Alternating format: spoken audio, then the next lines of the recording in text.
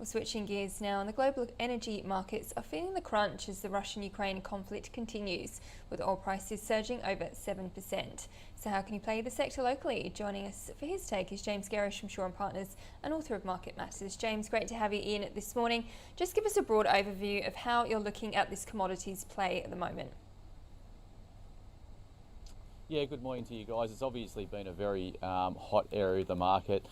Supply concerns is obviously driving up prices and more so in different parts of the world. So obviously European gas prices have been really elevated and have continued to be supported, and that's really understandable. Crude oil was up sort of 9% overnight. We're sitting at 105 a barrel, and the broader commodity complex. So you think about coal prices, uranium prices have all been very well supported. So it's obviously a lot of money piling into this area. If you think about playing it, I think one thing that I'd start off with is that stocks often lead the underlying commodity. So even yesterday on our market and overnight as well, we've seen some selling of strength in the energy names. So Woodside, Santos, to a lesser degree Beach here locally, and then again overseas, there was some selling of this recent strength. So I'd be cautious of that in the short term. Yeah, maybe the potential for a bit of demand destruction out there given how far we've seen prices rise over the last couple of months. James, one question I want to go and ask you about the local names here, energy sector, is that they've traded at a big discount relative to where spot prices have been for quite a while now. Now, people looked at the ESG lens as being one factor behind that. Given there now seems to be a shortage of traditional energy sources, do you think that might go and close up a little bit in the near term? Yeah, it's been pretty frustrating here locally, Scuddy, and I think a couple of observations there. I think they've underperformed their global peers because their global peers have made a conscious decision over the last 12 months or so to reduce the amount of money they're putting in ground and improve returns for shareholders through buybacks, increased dividends and the like. The Aussie energy companies hadn't really done that. Woodside has probably been the first one to do that this reporting season. They had a phenomenal update and they also increased the dividend pretty meaningfully that they were going to pay back to shareholders. Of course, they're going to get BHP's energy assets into the fold as well very shortly. So, and then you think about, so Woodside has been an outperformer of the local, an outperformer of Santos and is catching up to the global peers. Santos has underperformed given their backdrop for increased or the need for capital over the coming years. So they'll obviously merged with Oil Search or took Oil Search over. They've got a lot of requirement for capital, and that's going to lead to need to lead to some divestment of assets. So there's a bit more complex in terms of the Santos picture in the short term. So I think, obviously I don't think the underperformance locally has been ESG related. I think it's been that shift between what the majors have done on a national standpoint around returning capital to shareholders versus what the local companies have done. And you can see that variance between Woodside when they've actually done it and the outperformance they've had over Santos. So I think they probably will catch up to the majors, but in the short term I'm a little bit more cautious on energy from a shorter term tactical standpoint. James, what about some of those peripheral companies that do have exposure to the tightening in energy markets? Any names that you're liking out there? I mean, coal prices are the obvious ones to call out here, Cara. So, Newcastle coal futures for April have moved up through 300 a tonne. That's up sort of 20% in the last 24, 48 hours. They've almost doubled in price over the last month. So clearly there's a huge tailwind in coal markets, and that's going to be supportive of our coal stocks. I'd call out Whitehaven Coal as our preferred exposure in that space. We've got a very big overweight in Whitehaven. I think that'll continue to do well. So if you think about, coal prices are well and truly above their prior peak set about 4 months ago. Whitehaven Coal is still sort of 20 cents below their prior peak. So, I'd be still bullish on that stock, looking for at least, a move towards that $4 mark. It's trading around $3.40 at the moment. So plenty more upside in that one there, Cara. What about the alternative energy space at the moment? And uranium is one that a lot of people are starting to go and look at attention to. Green hydrogen and the like at the more specky end of the market. Is that likely to go and find a bid from what we're seeing at the moment?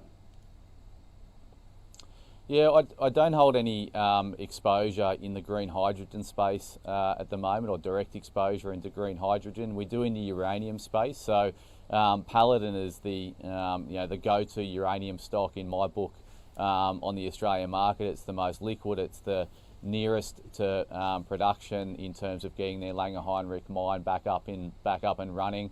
The strength in uranium prices are sort of incentivising that mine to get up started. So they reported recently they're all on track to get that mine up and running. So they're trading around 80 cents. They've been a really volatile ride in the last couple of months, but these guys, if I think about getting exposure to uranium, and I think it's a very much a theme that you want to have exposure to moving forward, notwithstanding the high volatility in the space, then Paladin's the go-to. We've got that in our emerging companies portfolio and continue to like it, Scuddy.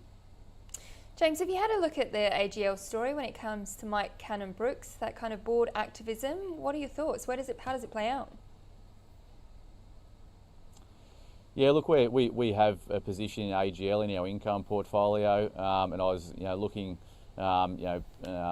pretty interestingly at the deal that was put forward by Brookfield and headlined by Cannon-Brookes. So obviously, I think the first comment I'd make is that it was a very paltry premium for a takeover or change of control transaction. It was 5% at the time. They were bidding $7.50 a share for AGL, which was pretty inadequate in my view as a shareholder of that company. If you think about what they're proposing to do, they're proposing to wind up the coal-fired power generation sooner than the AGL board had guided to. That requires a lot of capital. I think the premise around what they're doing is not new. The path to winding up coal-fired generation sooner than perhaps some of these companies have guided to will play out, and we saw that move from Origin recently. So I don't think what they're proposing is new. I think it's a pretty opportunistic bid.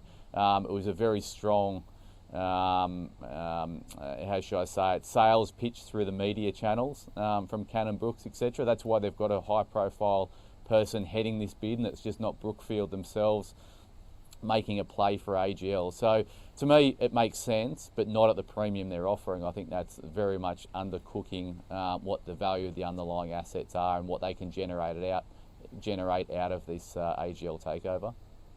Just on the merger prospects, that's the kind of thing where they're really focusing on that there was going to be a lot of risk attached to that. Do you believe there is that risk in place that they might not actually go and unlock shareholder value? You'd be talking about the splitting out of the retail generation assets and the more traditional old school assets that no one likes in coal generation. So I can understand the rationale around spinning out the retail assets and the premium that will attract, because it's a really good business. They're obviously a big player in the renewable space as well. The old school coal generation assets, it will be, the premise around that is to have that these assets are simply going to spin off so much cash over that period that they're going to be sort of this utility dividend paying cash generative type company, but I think they will have trouble getting that interest in those assets. I think that's absolutely right until that cash flow becomes evident. I think there's challenges around it, Scuddy. There's no doubt about that. I think the premise behind the Cannon-Brookes Brookfield deal makes sense, but I simply don't think that the premium that they're offering is enough to attract AGL shareholders to accept it. And that's obviously what the board's come back with, and I think that's the feedback that they will get from a lot of shareholders on their register.